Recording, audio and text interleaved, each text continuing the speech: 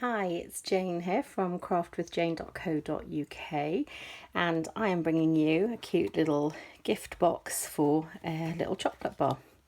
So you can pick these up. I think I got this from a supermarket in the UK, and then I measured it and then I designed a little gift box to put it into.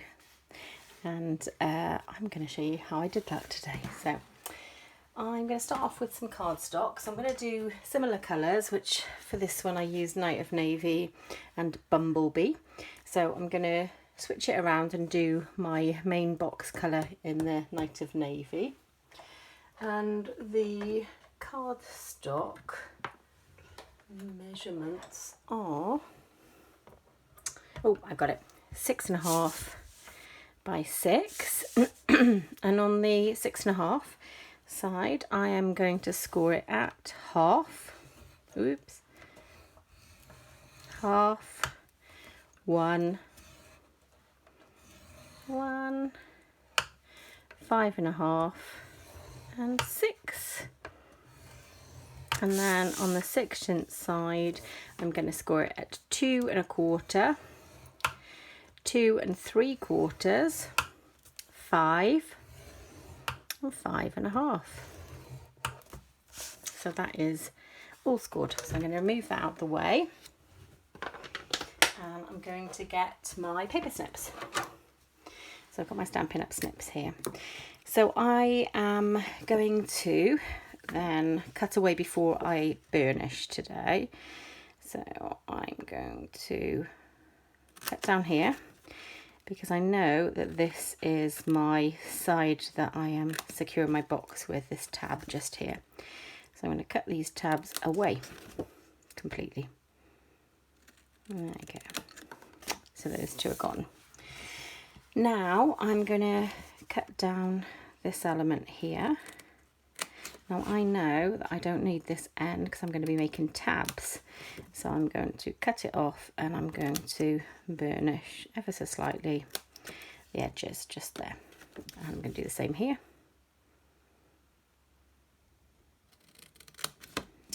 There we go.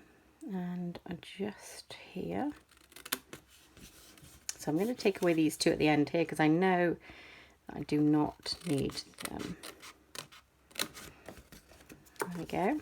And then same with this little tab here. I'm going to take the end off and then I'm going to burnish. Okay. So that's one side done. So I'm going to turn it and I'm going to repeat the process. So just a little snip just here. And then I'm going to burnish the edges. No, sorry. Miter the edges. I keep using my using the wrong words today. So cutting this edge away.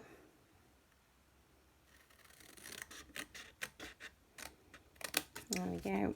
Cut this little bit here and then miter the edges, and then once I've done that I'll burnish. There we go, just there. Okay, so I'm just going to clear all my bits of card away. And you can see the basic shape there. So I'll pop my snips to one side. And then I'm going to get my bone folder, and now I'm going to burnish. So there we go. Burnish along here.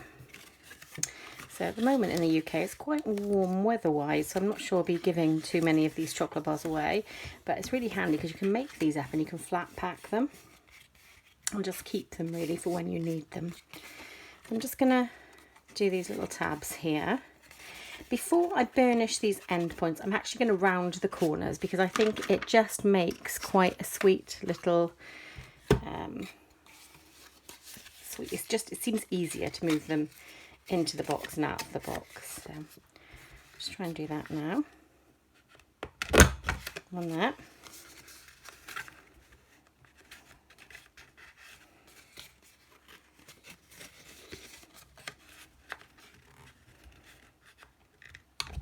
On that, lovely. And then I'll do the same the other side.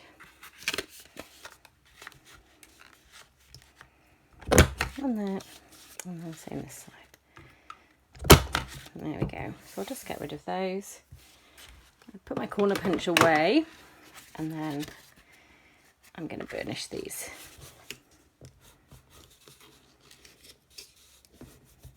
There we go.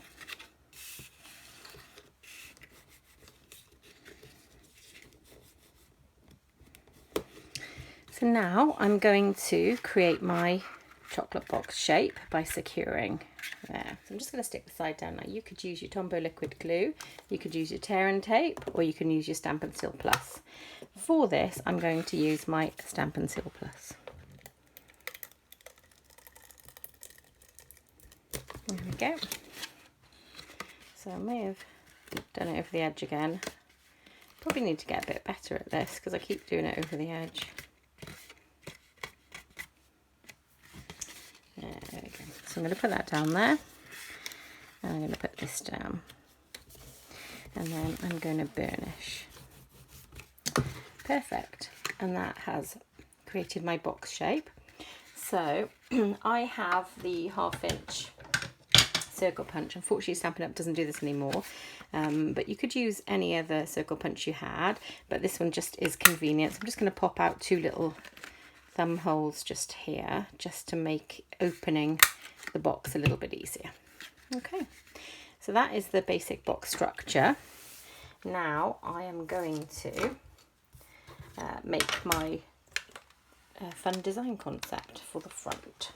So the stamp set I've chosen to use is the Colours and Contours stamp set, and I am going to get my 2 pieces out. So I'm going to use a piece of Bumblebee, and the size of this paper, this original matte layer, is 4 3/4, no, 4 3/8, sorry, and 2 1/8, and then the basic white layer, which will sit inside that, is 4 1/4 by 2, and together they will sit on top of the box. So I'm going to take the white layer to start with. Just going to get a piece of scratch paper, and I'm going to use this stamp and this stamp out of the set. So I've got them both mounted here, and I'm going to grab my Bumblebee ink,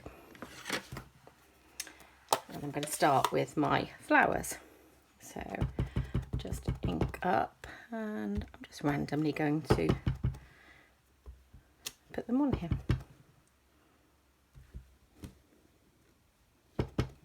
Okay.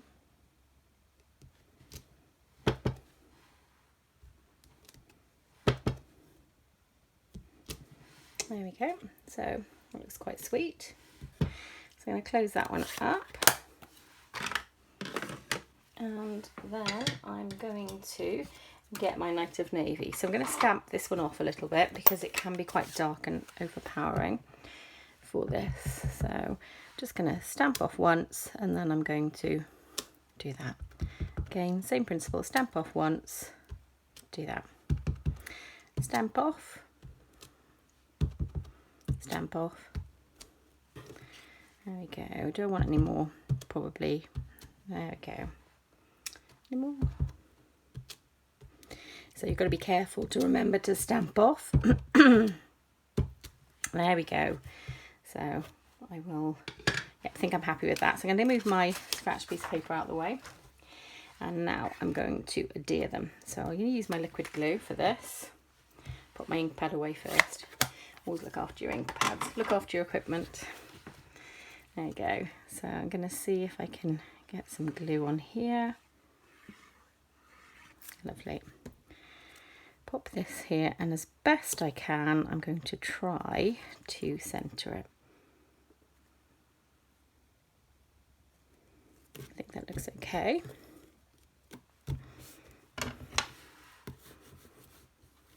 And then just turn it over, just check there's no glue seepage. There isn't. So now I'm going to put this layer on. Okay. And then I'm going to try and line this one up.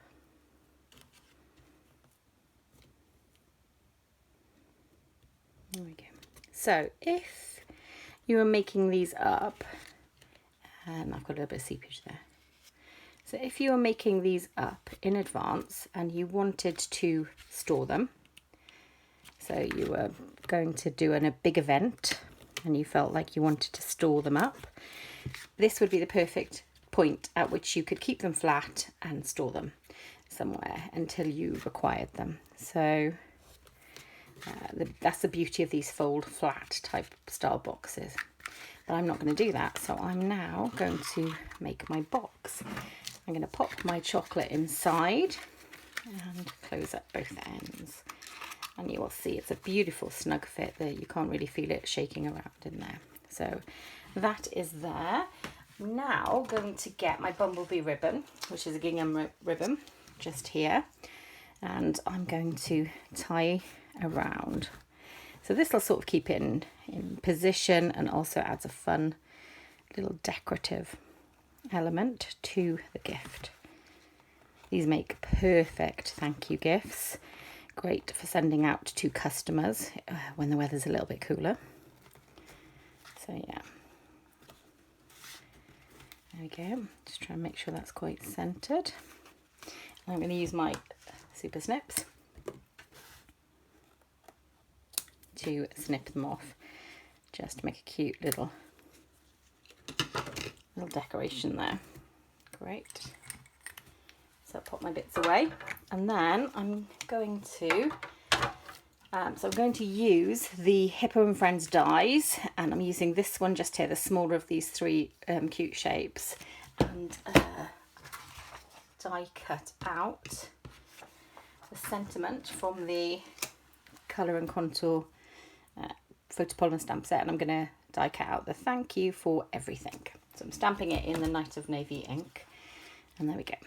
Here's one I prepared earlier, so that will fit. If I move this on a little bit, that will fit quite nicely in the middle of the box. So I'm going to use some Stampin' Dimensionals, but I am going to use today, I'm going to use the mini ones.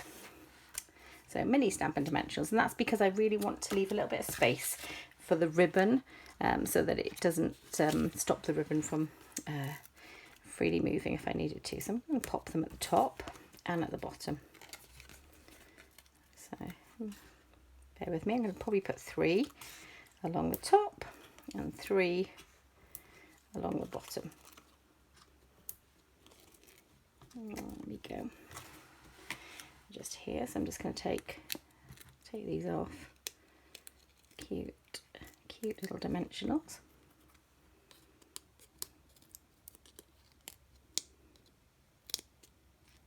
Nearly there, one left. It's a bit of a stubborn one though. Crikey, this one does not want to come off. That one definitely wanted to stay. So I'm going to try and see my centre. Does that look centered? Yeah, I think that looks pretty centered. There we go. So that's on there. It kind of keeps the ribbon a bit more fixed in place. And finally, I did show you a minute ago, I'm going to add in a stone as well, a rhinestone. So on this one I used the blue. On this one I may use the goldy yellow colour. I'll have a little look how I think it looks. And these are the holiday rhinestones. Fantastic staple to my craft room because of the colours are beautiful. So let's have a little look. How do I think that looks? Maybe it looks a bit orange actually. I may then stick with my safety net of navy. There we go. So I think that is my completed project for today. So thank you very much for watching. I really do appreciate that. If you would be kind enough to like, comment, I do respond to comments, and share, I'd be over the moon. There are links to my shop below. If you would like to purchase any of these products, you can. I put direct links to each of the products, but also you can just click the shop link. Also, if you'd like to join my team as a demonstrator, there are many perks. Please use the link below to say join my team, or you can access my website and have contact me and we can have a chat. So I'm going to say bye for now and thank you for watching. So bye and happy crafting.